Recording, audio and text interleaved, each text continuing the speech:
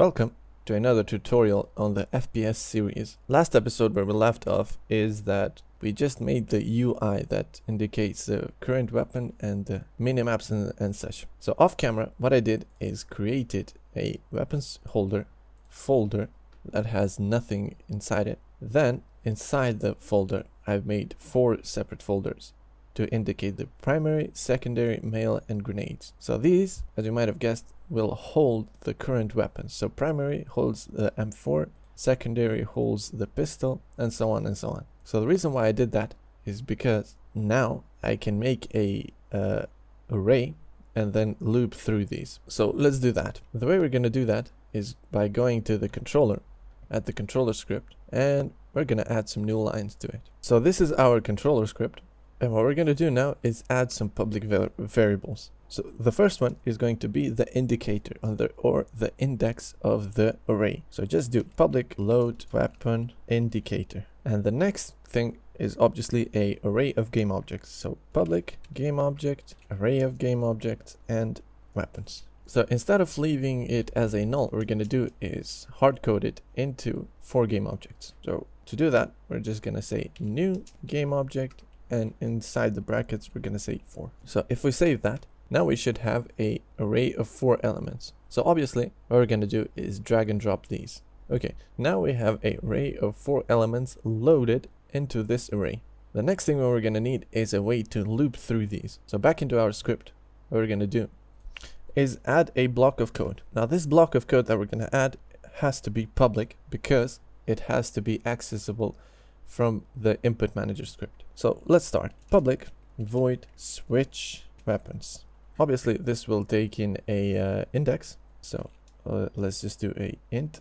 So what we need that block of code to do is to loop through these and disable all of them. And then once again loop through that and enable the one that we need to be enabled. So the way we're going to do that is by using a for loop. So for loop, this is our standard for loop. And instead of the length, we can just hard code it into 4, or we can just do weapons.length. This way, this will never go over the limit.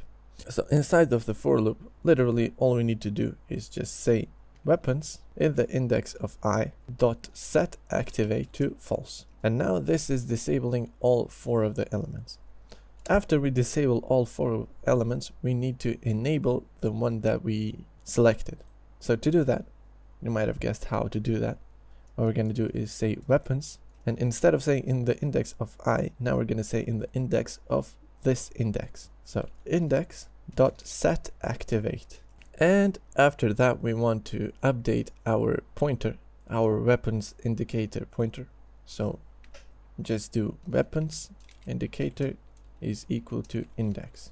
And there we have it. This will switch our weapons. But now we need a method to trigger this switching mechanism. First of all, each game, when we start, we obviously start with the primary weapon. The primary weapon being the first element of the array. So in the start, or maybe you're using a awake, in the start, what you're going to do is just say switch weapons, and the index is obviously 0. So, and now we have our array loaded with elements, and we can just press start. Now as you can see in here, it has disabled all 3 elements and just enabled the one that we select. Now let's make a mechanism to loop through these.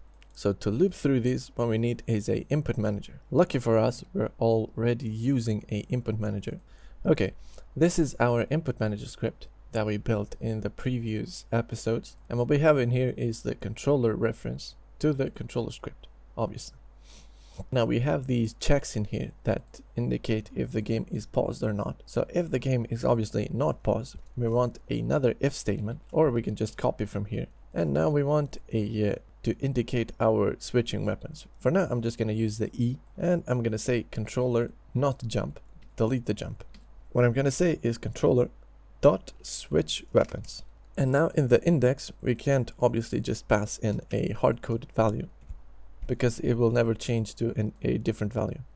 So what we need to do is compare some values. What we need is another if statement, but a sort of inline if statement, asking if the controller index is less than 3, then what we're going to do is controller dot weapon index or weapon indicator +1. And if the indicator is the value 3 or above 3, we're gonna hard code it to 0. So this way it will never go over the 3 value. But as you can see now, we have a slight issue that it says you cannot convert from float into integer, which is not a problem. All we need to do is hit save in here and go back to our controller and just set the float weapon indicator into a integer value. And now if I hit save, we should have a mechanism that switches weapons. As we can see in here, it works perfectly fine.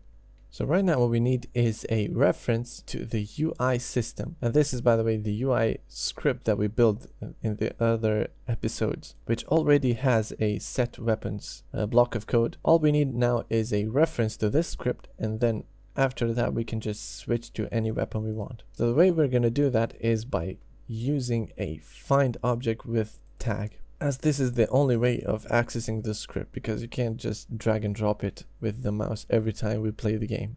So this should find that script using the find tag, and let's see if it finds it. Once we press the play button, we can see that the UI obviously finds it and attaches to the script. But the one problem that we have in here is that we have attached the UI system into the weapons controller. That is something we do not want to do. So what we're going to do is go back to the weapons controller, and we're going to delete the weapons to display, the health, and the money. We're going to just delete that, and we're going to set the ammo only, since the ammo is controlled by the weapon. So we're going to hit save into the weapons controller, and we're going to come back to the controller, and we're going to reference that same UI script. So we're going to paste the values into the controller, and we're going to copy this line of code back into the start method, and we're just going to hit save. Okay, now we have a reference to the UI manager inside the controller script. The very last thing we want to do is, when we switch weapons, we want to obviously switch the display weapon too. So back into our switch weapons block of code, all we need is a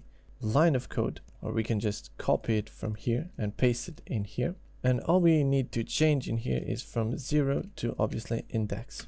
And now if we switch weapons, the UI switches with the weapon. So in the next tutorial, what we're going to do is collision system, where we can headshot, body shot, or even the feet. That deals less damage obviously.